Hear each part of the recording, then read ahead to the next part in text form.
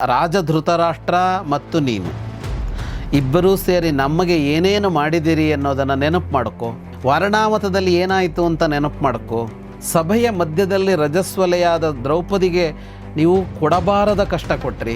ಸರಿಯಾದ ಭಾಷೆಯಲ್ಲಿ ಹೇಳಬೇಕು, ಕನ್ನಡದಲ್ಲೇ ಅದನ್ನು ಹೇಳಬೇಕು ಅಂದರೆ ಅದು ಯಾಕೆ ಬೊಗಳ್ತಾ ಇದ್ದಿ ಅನ್ನೋ ಥರ. ಅದರಿಂದ ಏನು ಪ್ರಯೋಜನ ಇಲ್ಲ, ಯುದ್ಧ ಮಾಡು.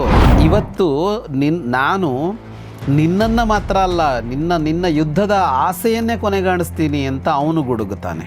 ಗದೆ ಹಿಡಿದು ನಿಂತವನು ನಾನು, ದುರ್ಯೋಧನ ಗದಾಧಾರಿಯಾಗಿ ನಾನು ನಿಂತರೆ ಗೆಲ್ಲುವವನು ಯಾರಾದರೂ ಒಬ್ಬ ಇದಾನ ಈ ಪ್ರಪಂಚದಲ್ಲಿ.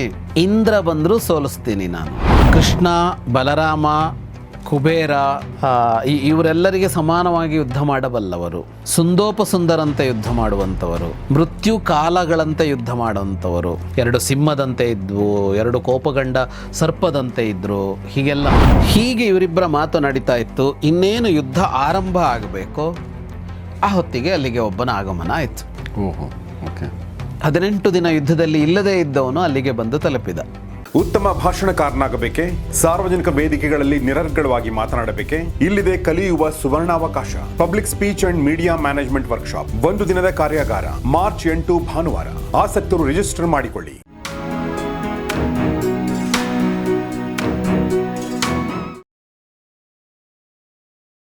ಸ್ನೇಹಿತರೆ ನಮಸ್ಕಾರ. ಗೌರಿಶಕ್ಕಿ ಸ್ಟುಡಿಯೋದ ವಿಶೇಷ ಕಾರ್ಯಕ್ರಮ ಮಹಾಭಾರತ ರಹಸ್ಯಗಳು, ದ ಸೀಕ್ರೆಟ್ಸ್ ಆಫ್ ಮಹಾಭಾರತ. ನಿಮಗೆಲ್ಲ ಆತ್ಮೀಯ ಸ್ವಾಗತ. ನಾನು ಗೌರಿಶಕ್ಕಿ. ಮಹಾಭಾರತ ರಹಸ್ಯಗಳನ್ನ ಹೇಳ್ತಾ ಇದ್ದಾರೆ ವಿದ್ವಾನ್ ಜಗದೀಶ್ ಶರ್ಮಾ ಸಂಪತ್ ಸರ್. ಕಾರ್ಯಕ್ರಮಕ್ಕೆ ಸ್ವಾಗತ. ನಮಸ್ಕಾರ. ನಮಸ್ತೆ. ಸೊ ಗದಾ ಯುದ್ಧ ಅಂತಲೇ ಒಂದು ರನ್ನನ ಒಂದು ಇದೆಯಲ್ಲ ಸರ್, ಕಾವ್ಯ ಇದೆ. ಗದಾ ಯುದ್ಧ ಅಂತ ಕಾವ್ಯ ಇದೆ. ಗದಾ ಯುದ್ಧ ಅನ್ನೋದು ಬಹಳ ಆಕರ್ಷಣೆಯ ವಿಷಯ ಆಯಿತು ಒಟ್ಟು ಮಹಾಭಾರತದಲ್ಲಿ. ಇದೇ ಗದಾ ಯುದ್ಧದ ಬಗ್ಗೆ, ಇದೇ ಗದಾ ಯುದ್ಧ ಅಂದರೆ ಹಿನ್ನೆಲೆ ಬೇರೆನೂ ತೊಗೊಂಡಿದ್ದಾನೆ. ಇದೇ ಗದಾ ಯುದ್ಧವನ್ನು ಪ್ರಧಾನವಾಗಿ ಇಟ್ಟುಕೊಂಡು, ಅದು ಗದಾ ಯುದ್ಧ ಅಂತಲೇ ಕೃತಿ ಅಲ್ಲ, ಸಾಹಸ ಭೀಮ ವಿಜಯ ಅಂತ. ಅಂದರೆ ಗದಾ ಯುದ್ಧವೇ ಮುಖ್ಯವಾಗಿ ಬರೋ ತರಹ ಅವನು ಅದನ್ನು ಹೆಣೆದುಕೊಂಡು ಬಂದಿದ್ದಾನೆ. ಈ ಗದಾಯುದ್ಧ ಅನ್ನೋದು ನಾಟಕ, ಯಕ್ಷಗಾನ, ಈ ಥರ ಎಲ್ಲ ಕಲೆಗಳಲ್ಲಿ ಬಹಳ ಪ್ರಮುಖವಾದದ್ದು ಇದು. ಯಾಕೆಂದರೆ ಇಲ್ಲಿಯ ವೀರರಸ ಪ್ರಧಾನವಾದ ಯಾವೆಲ್ಲ ಕಲೆಗಳಿವೆ ಅಲ್ಲಿಗೆ ಇದು ಬಹಳ ಹೊಂದತ್ತೆ. ಇದು ಬಹಳ ಚೆನ್ನಾಗಿ ಹೊಂದುವ ಘಟ್ಟ ಇದು. ಸಾಕಷ್ಟು ಇದಿದೆಯಲ್ಲ, ಭಾವಗಳಿದೆಯಲ್ಲ ಇದರಲ್ಲಿ.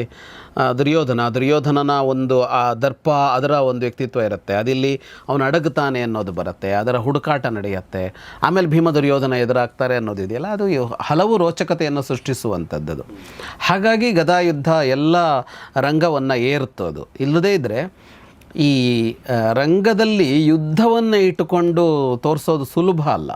ಸಿನಿಮಾದಲ್ಲಿ ತೋರಿಸ್ಬಿಡ್ಬೋದು, ಸಿನಿಮಾ ಬಂದ ಮೇಲೆ. ಅದಕ್ಕಿಂತ ಮೊದಲು ನಾವು ನಾಟಕವೋ ಯಕ್ಷಗಾನವೋ ಈ ತರಹದ ಪ್ರದರ್ಶನ ಕಲೆಗಳಲ್ಲಿ ಯುದ್ಧವನ್ನು ರಂಜಿಸೋದು ಕಷ್ಟ. ಒಂದು ಸಣ್ಣ ತುಣುಕು ತೋರಿಸ್ಬೋದು, ಯುದ್ಧ ಹೀಗೆ ನಡೀತು ಅಂತ. ಅದರಲ್ಲಿ ಇದು ಬಹಳ ಚೆನ್ನಾಗಿ ಬಂತು. ಈಗ ಯುದ್ಧದಲ್ಲೂ ತೋರಿಸುವಾಗಲೂ ಗದಾಯುದ್ಧ ಅಥವಾ ಖಡ್ಗ ಯುದ್ಧ ಇದ್ದರೆ ಏನೋ ಒಂದು ತೋರಿಸೋಕ್ಕಾಗತ್ತೆ, ಬಿಲ್ಲು ಇಟ್ಟುಕೊಂಡಲ್ಲ ಏನೂ ತೋರ್ಸೋಕ್ಕಾಗೋಲ್ಲ. ಆದರೆ ಇದರ ಉಳಿದಷ್ಟು ಅಂಶಗಳಿದ್ವಲ್ಲ, ಅದು ಇದನ್ನು ರಂಗಕ್ಕೆ ಬಹಳ ಸೂಕ್ತವಾದ ಸನ್ನಿವೇಶವನ್ನಾಗಿ ಕೊಡ್ತು. ಹಾಗಾಗಿ ಅದನ್ನು ಅವರು ಬೆಳೆಸಿದರು. ಈಗ 18 ದಿನದ ಯುದ್ಧದಲ್ಲಿ ಗದಾಯುದ್ಧ ಮತ್ತು ಚಕ್ರವ್ಯೂಹ 2 ರಂಗಕ್ಕೆ ಬಂದು ಭಾಳ ಪ್ರಸಿದ್ಧ ಆಯಿತು. ಉಳಿದಿದ್ದನ್ನು ಅಷ್ಟು ತರೋದಕ್ಕಾಗಲಿಲ್ಲ. ತರಬೇಕು ಅನ್ನೋ ಕಾರಣಕ್ಕೆ ತಂದಿರೋದು ಬೇರೆ. ಹಾಗಾಗಿ ಏನಾಯಿತು, ಇದು ಸಾವಿರಾರು ವರ್ಷದಿಂದ ಗದಾಯುದ್ಧ ಜನರಿಗೆ ತಲುಪಿಬಿಡ್ತು. ಈ ಗದಾಯುದ್ಧ ಅನ್ನೋವಂಥ ಒಂದು ಯುದ್ಧ ಅಥವಾ ಒಂದು ಕ್ರೀಡೆ, ನಾವು ಈಗ ನಮ್ಮ ಗರಡಿ ಮನೆಗಳಲ್ಲಿ ಕೂಡ ಗದೆನ ಇಟ್ಕೊಂಡು ಅವರೊಂದಷ್ಟು ಕಸರತ್ತುಗಳನ್ನ ಮಾಡ್ತಾರೆ. ಅದನ್ನು ಇದಕ್ಕೆ ಬಳಸ್ತಾರೆ, ಅವರು ದೇಹದ ಪರಿಶ್ರಮಕ್ಕೆ ಬಳಸ್ತಾರೆ. ಹೌದು. ಗರಡಿ ಮನೆ ನೀವು ಹೇಳ್ತಾ ಇದ್ರಿ. ಇವತ್ತು ಬೆಳಗ್ಗೆ ಇನ್ನು ನಾನು ಪತ್ರಿಕೆಯಲ್ಲಿ ಓದ್ತಾ ಇದ್ದೆ, ನೀವು ಓದಿದ್ರೋ ಇಲ್ಲೋ ಗೊತ್ತಾಗಿಲ್ಲ. ಗರಡಿ ಮನೆಗಳ ಅರ್ಧಕ್ಕರ್ಧ ಕಳೆದ 10 ವರ್ಷದಲ್ಲಿ ಇಳಿದೋದು ಅಂತ. ಅಂದರೆ ಗರಡಿ ಮನೆಗಳೇ ಇಲ್ಲ ಅಂತ, ಅರ್ಧಕ್ಕರ್ಧ. ಮತ್ತು ಈಗ ಇರುವ ಗರಡಿ ಮನೆಗಳಲ್ಲಿ 75% ಗರಡಿ ಮನೆಗಳು ಸರಿಯಾಗಿ ಕೆಲಸನೇ ಮಾಡ್ತಾ ಇಲ್ಲ ಅಂತ. ಯಾಕೆಂದರೆ ಆ ಮಲ್ಲಯುದ್ಧದ ಇದರ ಕಲೆಯೇ ನಶಿಸ್ತಾ ಇದೆ ಅಂತ. ನಾನು ಒಂದು ಅನಿಸಿದ್ದೇನೆಂದರೆ ಸರ್, ಇನ್ನು ಯುದ್ಧದ ಪ್ರಸಂಗ ಹೇಳುವಾಗ ಅಥವಾ ಯುದ್ಧದ ಒಂದು ವೈಖರಿ ನೋಡಿದಾಗ, ಈಗ ನಾವು ಮುಂದುವರೆದ್ವಿ, ಆಮೇಲೆ ನಮ್ಮ ಹತ್ರ ಗನ್ನುಗಳು ಬಂದವು, ಓಕೆ, ನಮ್ಮಲ್ಲಿ ಬಾಂಬ್ಗಳು ಬಂದವು, ನಮ್ಮಲ್ಲಿ ಮಷಿನ್ ಗನ್ಗಳು ಬಂದು, ಟ್ಯಾಂಕ್ಗಳು ಬಂದು, ಹೀಗಾಗಿ ಇದೆಲ್ಲ ಈಗ ಅಬ್ಸುಲಿಟ್, ಹಳತ್ತಾಗಿದೆ, ಅಪ್ರಸ್ತುತ. ಇದು ಗದಾಯುದ್ಧ ಇರ್ಬೋದು, ಖಡ್ಗ ಇರ್ಬೋದು ಎಲ್ಲ. ಬಟ್ ಇದರ ಒಂದು ಸೌಂದರ್ಯ, ಏನು ಬ್ಯೂಟಿ ನನಗೆ ಅನ್ಸೋದಂತಂದರೆ, ಇದೆಲ್ಲ ಒಬ್ಬ ವ್ಯಕ್ತಿಯ ನಿಜವಾದ ಚಾತುರ್ಯ ಇದೆಯಲ್ಲ, ಅಂದರೆ ನಿಜವಾದ ಚತುರತೆ, ನಿಜವಾದ ಪರಿಣಿತಿಗೆ ಒಂದು ಪರೀಕ್ಷೆ ಒಡ್ಡತ್ತಿದು. ಈಗ ನೀವು ಬಂದೂಕು ಅಂತ ತೊಗೊಂಡ್ರೆ ಯಾರು ಬೇಕಾದ್ರೂ ಬಂದೂಕು ಯಾರಿಗೆ ಬೇಕಾದ್ರೂ ಹೊಡಿಬೋದು. ಹೌದು. ಅದರಲ್ಲಿ ಒಬ್ಬ ವ್ಯಕ್ತಿ ಪರಿಣಿತಿ ಆಗಬೇಕಂತ ಏನಿಲ್ಲ, ಅಂದರೆ ಗುರಿ ಇಡಬೇಕು ಅನ್ನೋದು ಬಿಟ್ಟರೆ ಆಮೇಲೆ ಸತ್ತ ವ್ಯಕ್ತಿ ಹೇಡಿ ಅಂತನೋ ಅಥವಾ ಆ ಥರ ಏನೂ ಶಕ್ತಿಹೀನ ಅಂತ ಅಲ್ವೇ ಅಲ್ಲ. ಆದರೆ ಇಲ್ಲಿ ಹಂಗಲ್ಲ ನೋಡಿ, ನೀವು ಖಡ್ಗ ಯುದ್ಧ ನೋಡಿ, ನೀವು ಬಿಲ್ಲು ಬಾಣಗಳ ಯುದ್ಧ ನೋಡಿ, ಇದು ನೋಡಿದ್ರು ಕೂಡ ಇದರಲ್ಲಿ ಮೋಸ ಅಂತಿಲ್ಲ ಆ್ಯಕ್ಚುಲಿ, ಅಲ್ವಾ? ಹೌದು. ಇಲ್ಲಿ ನೀವು ಅವನು ದುರ್ಬಲನಾದರೆ ಮಾತ್ರ ಸಾಯೋದು ಅನ್ನೋ ತರಹನೇ ಬಿಟ್ಟರೆ, ಅಂದರೆ ವ್ಯಕ್ತಿ ಸಾಮರ್ಥ್ಯಕ್ಕೆ ವ್ಯಕ್ತಿ ತನ್ನ ಸಾಮರ್ಥ್ಯವನ್ನು ಬೆಳೆಸ್ಕೊಂಡು ಗೆಲ್ಲಬೇಕು ಅನ್ನೋದಕ್ಕೆ ಇಲ್ಲಿ ಕಾರಣ ಕಾಣಿಸುತ್ತೆ. ಈಗ ಬಾಂಬ್ಗಳೆಲ್ಲ ಬಂದ್ವಲ್ಲ, ಬಾಂಬ್ ಏನು ಅವನು ತಯಾರು ಮಾಡಿದಾನ, ಯಾರೋ ಎಲ್ಲೋ ಕೂಡ ತಯಾರು ಮಾಡಿದಾನೆ, ಇವನು ಅದನ್ನು ಹಾಕುವವನಷ್ಟೇ. ಈಗ ಇದರಲ್ಲಿ ವಿಮಾನದಲ್ಲಿ ಹೋಗಿ ಎಲ್ಲೋ ಹೋಗಿ ಒಂದು ಬಾಂಬ್ ಹಾಕಿ ಬರೋದಿದೆಯಲ್ಲ, ನಿರ್ದಿಷ್ಟ ಜಾಗದ ಮೇಲೆ ಹೋಗಬೇಕು ಅನ್ನೋದಷ್ಟೇ, ಅದು ಪೈಲಟ್ ಕೆಲಸ. ಅಷ್ಟು ಬಿಟ್ಟರೆ ಅವನ ತಜ್ಞತೆಯೇ ಇರೋದಿಲ್ಲ, ಬಹಳ ದೊಡ್ಡದು, ಏನೂ ಇರೋದಿಲ್ಲ ಅಂತಲ್ಲ. ಆದರೆ ಇಲ್ಲಿ ಹಾಗಾಗೋಲ್ಲ ಅಂತ. ಇಲ್ಲಿ ಇವರ ತಜ್ಞತೆ ಮತ್ತು ನಿರಂತರ ಅಭ್ಯಾಸ, ಅದರ ಚಾಕಚಕ್ಯತೆ, 10 ಯುದ್ಧದಲ್ಲಿ ಭಾಗಿಯಾಗಿ ಪಡೆದುಕೊಳ್ಳುವ ಅನುಭವ, ಆ ಕ್ಷಣದ ಬರೀ ದೈಹಿಕ ಮತ್ತು ಕೈಯ ಕುಶಲತೆ ಮಾತ್ರ ಅಲ್ಲ, ಮನಸ್ಸು ಆ ಕ್ಷಣದಲ್ಲಿ ಎಷ್ಟು ಧೈರ್ಯವಾಗಿದೆ, ವಿಚಲಿತವಾಗದೆ ಹೇಗೆ ಉಳ್ಕೊಂಡಿದೆ, ಏನೆಲ್ಲ ಕೆಲಸ ಮಾಡುತ್ತೆ ಇಲ್ಲಿ. ಆಮೇಲೆ ಪ್ರತಿ ಯುದ್ಧ ಮಾಡುವಾಗಲೂ ಮಾತಿನ ಮೂಲಕ ನೀನೇನೂ ಅಲ್ಲ ಅಂತ ಅದನ್ನೊಂದು ಏನು ಆತ್ಮವಿಶ್ವಾಸವನ್ನು ಕುಂದಿಸುವ ಕೆಲಸ ನಡೆಯುತ್ತೆ. ಅಂಥ ಹಂತದಲ್ಲಿ ಮನಸ್ಸನ್ನು ಬಹಳ ದೃಢವಾಗಿಟ್ಕೊಂಡು ಯುದ್ಧ ಮಾಡೋದು ಅಂತ ಇದೆಯಲ್ಲ. ಹಾಗೆ ನೀವು ಹೇಳಿದಾಗೆ ಇದು ವ್ಯಕ್ತಿಯ ಸರ್ವಸಾಮರ್ಥ್ಯವನ್ನು ಪರೀಕ್ಷೆಗೊಡ್ಡತ್ತೆ. ಇದು ಯಾರು ಗೆಲ್ತಾನೋ ನಿಜವಾದ ಶೂರನೇ ಆಗಿರಲೇಬೇಕಾಗುತ್ತೆ. ಹಾಗಾಗಿನೇ ಯುದ್ಧದಲ್ಲಿ ಬೆನ್ನು ಹಾಕದವನು ಕೊಲ್ಲಬೇಡ, ಕೈಯಲ್ಲಿ ಅವನ ಹತ್ರ ಆಯುಧ ಇಲ್ಲದೆ ಇದ್ದ ಕೊಲ್ಲಬೇಡ ಅಂತೆಲ್ಲ ನಿಯಮ ಮಾಡ್ಕೊಂಡಿದ್ದಾರೆ ಅವರು. ಇದರ ಅದ್ಯಾಕೆ ಕೊಲ್ಲೋಕೆ ಅಂತ ಹೋದ್ಮೇಲೆ, ಈಗ ಅವನು ಬೆನ್ನು ಹಾಕಿದ್ದಾನೆ ಅಂತ ಅರ್ಥ ಏನು, ನಾನು ಸೋಲ್ಸಿದ್ರಿಂದೇ ಅಲ್ವಾ ಅವನು ಓಡ್ತಾ ಇರೋದು, ಈ ಕೊಂದರೆ ಏನು ಅಂತ ಅಂದರೆ ಇಲ್ಲ ಅಂತ ಮಾಡಿದ್ದಾರೆ ಅಂತ. ಅಂದರೆ ವ್ಯಕ್ತಿ ಸರ್ವಸಮರ್ಥನಾಗಿ ನಿಂತ್ಕೊಂಡ ಮಾತ್ರ ನೀನು ಯುದ್ಧ ಮಾಡಬೇಕು ಅನ್ನೋದಿದೆಯಲ್ಲ, ಇದು ಎಷ್ಟೋ ತರಹದ ಅಂದರೆ ಯುದ್ಧಗಳನ್ನು ವಾಸ್ತವವಾಗಿ ಇದು ಕಡಿಮೆ ಮಾಡುತ್ತೆ. ನಮಗೇನಾಗಿದೆ, ಈ ಪುರಾಣ ಇತಿಹಾಸ ಅಂತೆಲ್ಲ ಅಂದಾಗ ನಮಗೆ ಬಹಳ ಆಸಕ್ತಿ ಇದ್ದಿದ್ದರಿಂದ ಯುದ್ಧದ ಕಥೆಯನ್ನು ಹೆಚ್ಚೆಚ್ಚು ಕೇಳ್ಕೊಂಡು ಬಂದಿದ್ದರಿಂದ ಈಗಿನಿಗಿಂತ ಜಾಸ್ತಿ ಯುದ್ಧ ಆವಾಗ ನಡೀತಿತ್ತೇನೋ ಅಂತ ಅನಿಸುತ್ತೆ. ವಾಸ್ತವವಾಗಿ ಅಷ್ಟೊಂದು ಯುದ್ಧ ನಡೀತಾ ಇರಲಿಲ್ಲ ಅವಾಗ, ಈಗಲೇ ಜಾಸ್ತಿ ನಡೆಯೋದು. ಯಾಕೆಂದರೆ ಯುದ್ಧದ ಮೇಲೆ ಅಷ್ಟು ನಿಯಂತ್ರಣ ಅವರು ಎಲ್ಲ ದೃಷ್ಟಿಯಿಂದ ಇರ್ತಾ ಇತ್ತು. ಅಷ್ಟು ಸಾಮರ್ಥ್ಯ ಇದ್ದರೆ ಯುದ್ಧ ಕ್ಷೇತ್ರಕ್ಕೆ ಹೋಗೋದಕ್ಕೆ ಒಂದು ಸಿದ್ಧನಾಗ್ತಾ ಇರಲಿಲ್ಲ. ಆಮೇಲೆ ಸಂಧಾನದ ಎಲ್ಲ ದಾರಿಗಳನ್ನು ನೋಡ್ತಾ ಇದ್ರು ಅವರು. ಈಗ 170 ವರ್ಷದ ಒಳಗಿನವರು ಈಗಲೂ ನಿಂತಿರೋರು ಗದಾಯುದ್ಧ ನಡೆಯುವಾಗ ನಕಲ ಸಹದೇವ ಭಾಳ ಕಿರಿಯರ್ ಇರ್ಬೋದು, ದೃಷ್ಟದ್ಯುಮ್ನ ಇನ್ನೂ ಕಿರಿಯನ್ ಇರ್ಬೋದು, ಅವನಿಗೆ ಒಂದು 65-70 ವರ್ಷ ಆಗಿದೆ. ಅಲ್ಲಿಂದ 80-85-90 ವರ್ಷದವರೆಗಿನ ಅವ್ರು ಇಲ್ಲಿ ಕಾಣಿಸ್ತಾರೆ ಅಂತ ಅಂದರೆ, ಇಷ್ಟು ವರ್ಷದಲ್ಲಿ ಇವರೊಬ್ಬೊಬ್ಬರು ಮಾಡಿದ ಎಷ್ಟು ಯುದ್ಧಗಳು ಅಂದರೆ, ಎಷ್ಟು ಯುದ್ಧ ಮಾಡಿದ್ದಾರೆ? 3-4-5 ಯುದ್ಧಗಳನ್ನು ಇಡೀ ಬದುಕಿನಲ್ಲಿ ಮಾಡಿದ್ದಾರೆ ಅವರಷ್ಟೇ. ಅದರಲ್ಲೂ ಯುಧಿಷ್ಠಿರ ಇಲ್ಲೇ ಯುದ್ಧ ಮಾಡಿದ್ದು, ಹಿಂದಂತೂ ಯುದ್ಧ ಮಾಡಿದ್ದೇ ಇಲ್ಲ. ನಕಲ ಸಹದೇವರು ಹಿಂದೆ ಯುದ್ಧ ಮಾಡಿದ್ದಿಲ್ಲ. ದುರ್ಯೋಧನನ ಬೇರೆ ಯುದ್ಧಗಳು ಎಷ್ಟಿವೆ? ದುರ್ಯೋಧನ ಇಲ್ಲೇ ಕಾಣಿಸ್ಕೊಳ್ಳೋದು ಬಿಟ್ಟರೆ ಉತ್ತರ ಗೋಗ್ರಹಣದಲ್ಲಿ ಒಂದು ಸಲ ಕಾಣಿಸ್ಕೊಳ್ತಾನೆ. ಅಂದರೆ ಅವರು ಇಡೀ ಬದುಕಿನಲ್ಲಿ ಇಷ್ಟು ಇದ್ದು ಕೂಡ 2-3-4 ಯುದ್ಧ ಮಾಡಿದ್ದಾದರೆ, ಅರ್ಜುನನೇ ಹೆಚ್ಚು ಯುದ್ಧ ಮಾಡಿಲ್ಲ. ಹಾಗಾಗಿ ಕಡಿಮೆ ಯುದ್ಧ ಮಾಡ್ತಾ ಇದ್ರು ಅವರು. ಆ ಕಡಿಮೆ ಯುದ್ಧ ಮಾಡೋದಕ್ಕೆ ಇವುಗಳು ಅನುಕೂಲ ಆಗ್ತಾ ಇತ್ತು. ನೀನು ಸಾಮರ್ಥ್ಯವಂತನಾದರೆ ಮಾತ್ರ ಯುದ್ಧ ಮಾಡ್ಬೋದು ಅಂತ ಇದೆಯಲ್ಲ, 50% ಯುದ್ಧವನ್ನು ನಿಲ್ಲಿಸ್ಬಿಡುತ್ತೆ, ಡೌನ್ ಮಾಡಿಬಿಡ್ತಿದ್ರು. ಸರಿ, ಈಗ ಹಂಗಿಲ್ಲ, ನಿನ್ನ ಕೈಲಿ ದುಡ್ಡಿದ್ರು ಯುದ್ಧ ಮಾಡ್ಬೋದು ಅಂತ ಹೇಳುತ್ತೆ. ಯಾವ ದೇಶದ ಕೈಲಿ ಹಣ ಇದೆಯೋ ಅದು ಯಾವ ಆಯುಧವನ್ನು ಯಾರ ಹತ್ರ ಬೇಕಿದ್ರೂ ಖರೀದಿ ಮಾಡ್ಬೋದು. ಅವರು ತುದಿಗಲಲ್ಲಿ ನಿಂತಿದ್ದಾರೆ ಮಾರೋಕ್ಕೆ ತಯಾರಕರು. ಇವನ ಹತ್ರ ದುಡ್ಡಿದ್ರಾಯ್ತು ದೇಶದಲ್ಲಿ, ಯಾರ ಮೇಲಾದರೂ ಹಾಕ್ಬೋದು. ಏನಾಗಬೇಕು, ಸಣ್ಣ ಅಂದರೆ ತುಂಬ ಚಿಕ್ಕದು ಅಂತ ಅಲ್ದಿದ್ರು ಬಹಳ ದೊಡ್ಡ ಕುಶಲತೆ ಏನು ಬೇಡ. ಹಾಗಾಗಿ ಯುದ್ಧವನ್ನು ಜಾಸ್ತಿ ಮಾಡಿಕೊಂಡ ಮನುಷ್ಯ. ಅಂದರೆ ಈ ತಂತ್ರಜ್ಞಾನವನ್ನು ಯುದ್ಧ ಕ್ಷೇತ್ರಕ್ಕೆ ತಂದುಕೊಳ್ಳುವುದರ ಮೂಲಕ ಮನುಷ್ಯ ಯುದ್ಧವನ್ನು ಹೆಚ್ಚು ಮಾಡಿಕೊಂಡ. ಅದು ಮುಂದಿನ ದಿನಗಳಲ್ಲಿ, ಮುಂದಿನ ವರ್ಷಗಳಲ್ಲಿ ಇನ್ನೂ ಜಾಸ್ತಿ ತಂತ್ರಜ್ಞಾನ ಬಳಕೆ ಆಗುತ್ತೆ. ಹೌದು. ಪ್ರಾಯಶಃ ಎಷ್ಟು ಬಳಕೆ ಆಗುತ್ತೆ ಅಂದರೆ ಮನುಷ್ಯರು ಯುದ್ಧದಲ್ಲಿ ಪಾಲ್ಗೊಳ್ಳೋ ಅವಶ್ಯಕತೆನೇ ಇರಲ್ಲ. ಹೌದು. ಓಕೆ, ಯುದ್ಧ ಅಲ್ಲಿ ನಡೀತಾ ಇರುತ್ತೆ, ಮನುಷ್ಯ ಇಲ್ಲಿ ಕೂತ್ಕೊಂಡು ರೋಬೋಟ್ ಮೂಲಕ ಯುದ್ಧ ಮಾಡಿಸ್ಬೋದು. ನಾವು ಹೆಂಗೆ ಗೇಮ್ಸ್ ಆಡ್ತೀವಲ್ಲ, ಇಲ್ಲಿ ಕೂತ್ಕೊಂಡು ಯಾರಿಗೆ ಹೊಡಿಬೇಕು ಅನ್ನೋದನ್ನು ಇಲ್ಲೇ ಡಿಸೈಡ್ ಮಾಡ್ತಾರೆ. ಅಮೇರಿಕಾ ಸುಮಾರು ಸಲ ಆ ಥರದ್ದು ಮಾಡಿದೆ. ಇರಾನ್ ಒಬ್ಬ ವ್ಯಕ್ತಿಯನ್ನು ಅಮೇರಿಕಾದಲ್ಲೇ ಕೂತ್ಕೊಂಡು ಹತ್ಯೆ ಮಾಡಿದೆ. ಸೊ ಆ ಥರದ್ದೆಲ್ಲ ಸುಮಾರು ಆಲ್ರೆಡಿ ಈಗ ಎಷ್ಟು ಸತ್ಯನ ಗೊತ್ತಿಲ್ಲ. ವೆನೆಜುವೆಲಾ ಅಧ್ಯಕ್ಷನ ಬಂಧನದ ಚೈನಾದಲ್ಲಿ ಕೆಲಸ ಮಾಡಿದೆ, ಏನು ಬಳಸ್ಕೊಂಡಿದ್ದಾರೆ ಅಮೇರಿಕ ಅಂತ ಮಾತೆಲ್ಲ ಬರ್ತಾ ಇದೆ. ಪ್ರಾಯಶಃ ಬಳಸ್ಕೊಂಡು ಮುಂದುವರೆದ್ರೆ ನೀವು ಹೇಳಿದ ಹಾಗೆ ಇನ್ನೂ ಯುದ್ಧದ ಅವಕಾಶಗಳು ಹೆಚ್ಚಾಗತ್ತೆ. ಯಾಕೆಂದರೆ ಇವನಿಗೆ ಸಾವು ನೋವುಗಳೇ ಇಲ್ಲ, ಇವನ್ನೆಲ್ಲ ಕೂತ್ಕೊಂಡು ಮಾಡ್ತಾನೆ ಅಂತಂದಾಗ ಬುದ್ಧಿ ಯುದ್ಧನೇ ನಡೀತಾ ಹೋಗುತ್ತಲ್ಲ. ಬುದ್ಧಿ ಯುದ್ಧ ನಡೀತಾ ಹೋಗುತ್ತೆ. ರಟ್ಟೆ ಬಲವೋ ಇನ್ನೊಂದು ಬೇಕಾಗಿಯೇ ಇಲ್ಲ ಅಂತಂದಾಗ ನೀವು ಹೇಳಿದಾಗ ಅದರ ಇದು ಜಾಸ್ತಿ ಆಗ್ತಾ ಹೋಗುತ್ತೆ. ಈಗ ಭೀಮ ದುರ್ಯೋಧನ ಎದುರು ಬದರಾದರು ಅಂದರೆ ಭೀಮ ಮಾತಾಡೋದಕ್ಕೆ ಆರಂಭ ಮಾಡ್ದ ದುರ್ಯೋಧನನ ಹತ್ರ. ರಾಜ್ಞಾಪಿ ಧೃತರಾಷ್ಟ್ರೇನ ತ್ವಯ ಚಾಸ್ಮಾಸು ಯತ್ ಕೃತಂ ಸ್ಮರತದ್ದುಷ್ಕೃತಂ ಕರ್ಮ. ರಾಜಧೃತರಾಷ್ಟ್ರ ಮತ್ತು ನೀನು ಇಬ್ಬರೂ ಸೇರಿ ನಮಗೆ ಏನೇನು ಮಾಡಿದಿರಿ ಅನ್ನೋದನ್ನು ನೆನಪು ಮಾಡ್ಕೋ. ಯದ್ವೃತ್ತಂ ವಾರಣಾಮತದಲ್ಲಿ ಏನಾಯಿತು ಅಂತ ನೆನಪು ಮಾಡ್ಕೋ. ದ್ರೌಪದಿ ಚ ಪರಿಕ್ಲಿಷ್ಟ ಸಭಾ ಮಧ್ಯೆ ರಜಸ್ವಲ. ಸಭೆಯ ಮಧ್ಯದಲ್ಲಿ ರಜಸ್ವಲೆಯಾದ ದ್ರೌಪದಿಗೆ ನೀವು ಕೊಡಬಾರದ ಕಷ್ಟ ಕೊಟ್ರಿ. ಯುದ್ಧೇ ಯದ್ವಿಜಿತೋ ರಾಜ ಶಕುನೇರ್ ಬುದ್ಧಿ ನಿಶ್ಚಯಾತ್. ಶಕುನಿಯಿಂದಾಗಿ ಮೋಸದ ಜೂಜಲ್ಲಿ ಗೆದ್ರಿ. ಇದಲ್ಲದೆ ಇನ್ನಷ್ಟು ನೀನು ಏನೇನು ದುಷ್ಟ ಕಾರ್ಯ ಮಾಡಿದೆಯೋ, ಪಾಪ ಕಾರ್ಯ ಮಾಡಿದೆಯೋ ಅದೆಲ್ಲ ನೆನಪು ಮಾಡ್ಕೋ. ಅದೆಲ್ಲದರ ಫಲ ಈಗ ಸಿಗತ್ತೆ ನಿನಗೆ ಅಂತ. ಒಂದು ಕ್ರಿಯೆ ಮಾಡಿದಾಗ, ಕರ್ಮ ಮಾಡಿದಾಗ, ಕಾರ್ಯ ಮಾಡಿದಾಗ ಒಂದು ಫಲ ಸಿಗಬೇಕಲ್ವ. ಪರೀಕ್ಷೆ ಬರೆದಾಗ ರಿಸಲ್ಟ್ ಬರುತ್ತಲ್ಲ, ಈಗ ಸಿಗತ್ತೆ ನಿನಗೆ ಅಂತ. ಎಂತೆಂಥವರೆಲ್ಲ ನಿನ್ನ ಕಾರಣಕ್ಕಾಗಿ ಭೂಮಿಯ ಮೇಲೆ ಮಲಗಿದ್ದಾರೆ ಅಂತ ನೋಡು ಅಂತ ಹೇಳ್ತಾನೆ. ತ್ವತ್ಕೃತೆ ನಿಹತಶ್ಚೇತೆ ಶರತಲ್ಪೆ ಮಹಾಯಶಾಹ ಗಾಂಗೇಯ ಭರತಶ್ರೇಷ್ಠ ಸರ್ವೇಶಾನ್ನ ಪಿತಾಮಹ. ಶರತಲ್ಪದಲ್ಲಿ ಮಲಗಿದ್ದಾನೆ ಅವನು, ಶರಶೈಯಲ್ಲಿ. ಯಾರು ಅಂದರೆ ಅಜ್ಜ ಭೀಷ್ಮ, ನಮ್ಮೆಲ್ಲರಿಗೂ ಹಿರಿಯ ಅವನು. ಎಂಥ ಯಶಸ್ವಿಯಾಗಿ ಜೀವನ ಮಾಡಿದವನವನು.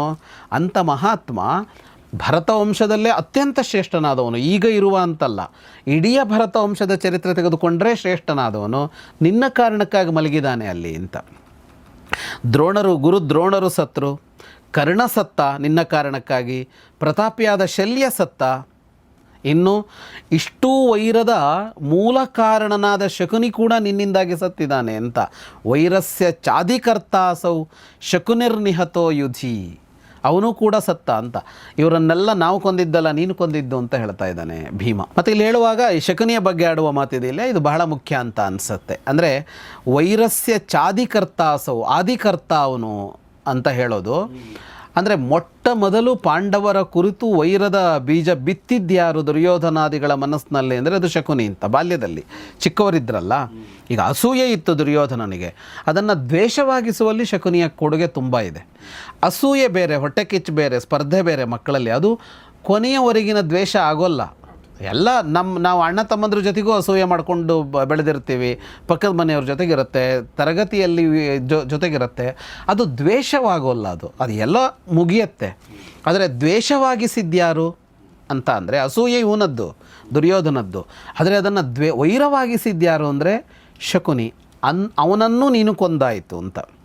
ಇನ್ನು ಭ್ರಾತರಸ್ತೆ ಹತಾಶೂರಾಹ, ನಿನ್ನ ಎಲ್ಲ ಶೂರರಾದ ತಮ್ಮಂದಿರೂ ಸತ್ತಾಯಿತು, ಮಕ್ಕಳು ಸತ್ತಾಯಿತು, ಸೈನಿಕರು ಸತ್ತಾಯಿತು.